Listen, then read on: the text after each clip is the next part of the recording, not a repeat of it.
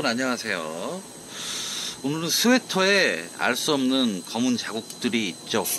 네. 자, 우리가 5점 제거를 하면서 제일 중요하게 생각하는 게 뭔가요?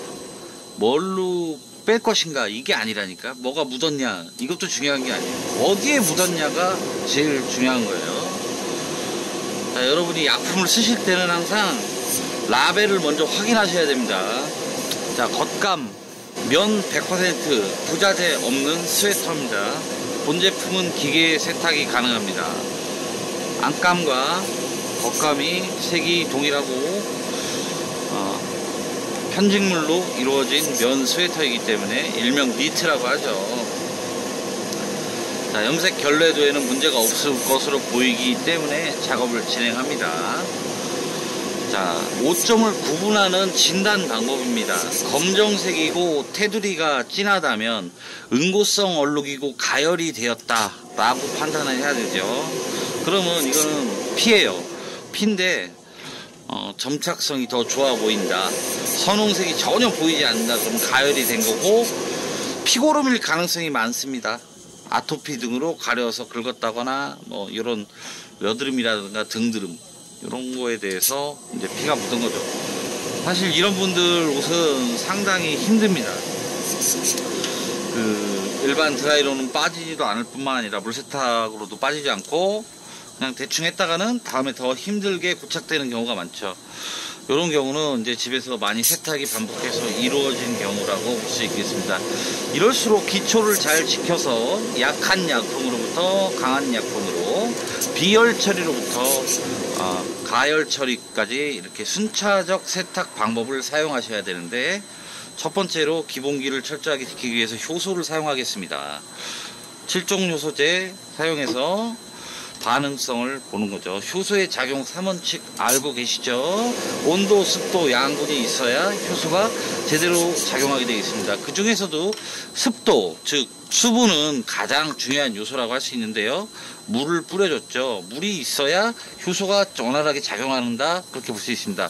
자, 스팀건 가열인데 가깝게 되면 어떻게 되겠습니까? 피가 이미 익었지만 익어버리겠죠. 그래서 멀리서 따뜻하게 해주는 정도만, 사람 체온 미만으로 따뜻하게 해주는 정도만. 세균 배양을 할 때 보통 사람 체온 안팎에서 배양을 하는 게 가장 좋죠. 너무 뜨거워도 안 좋고 너무 차가워도 안 좋죠.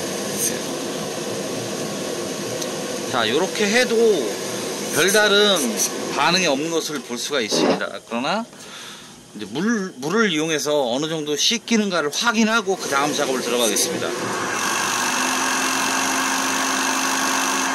자, 안 지워지는 것 같았지만 물을 뿌려보니까 쓸려 나갔죠. 효과가 있었던 약품은 반복해서 사용하시면 되는 겁니다. 다시 한번 효소제 작용하고 살살 위에서 거품을 내주지. 헤라를 완전히 눕혔죠. 절대로 솔로 긁는 거 아닙니다.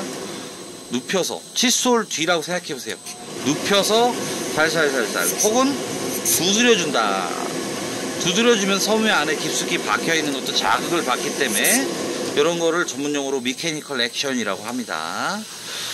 자, 이렇게 해주면 약품이 실 속으로 깊이 작용하겠죠. 자, 아까보다 조금 더 연해졌지만 더 이상의 작용은 기대할 수가 없죠. 이럴 때 과산화수소 5%를 사용해서 피를 끓여줍니다. 자, 소독약, 상처에 소독약을 발랐을 때와 반응과 마찬가지로 과산화수소에 즉각 반응하는 것을 볼 수가 있죠. 아직은 지울 수 있는 여지가 있는 피다 라고 봐주면 돼요. 그래서 과산화수소를 살살살살 해주고, 자, 과산화수소 그 자체로는 표백력이 없습니다만 과산화수소에 알칼리가 가해지게 되면은 그게 촉매제가 돼서 표백작용을 하게 되죠. 표백작용이라는 것은 환하게 한다는 거예요. 밝게 환하게 한다는 거지 색깔을 뺀다는 의미는 아닙니다. 탈색의 의미는 아니에요. 탈색이 진행되는 옷들은 정말 쓰지 말아야 될 옷에 쓴 건데, 이것은 원단의 문제라기보다 염료의 문제죠.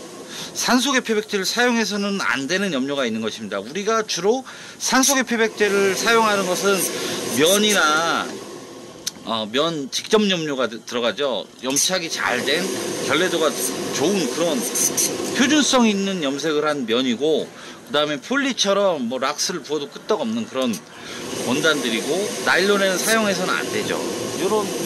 요런 걸 지켜줘야만 표백제도 안전하게 사용할 수 있는 겁니다.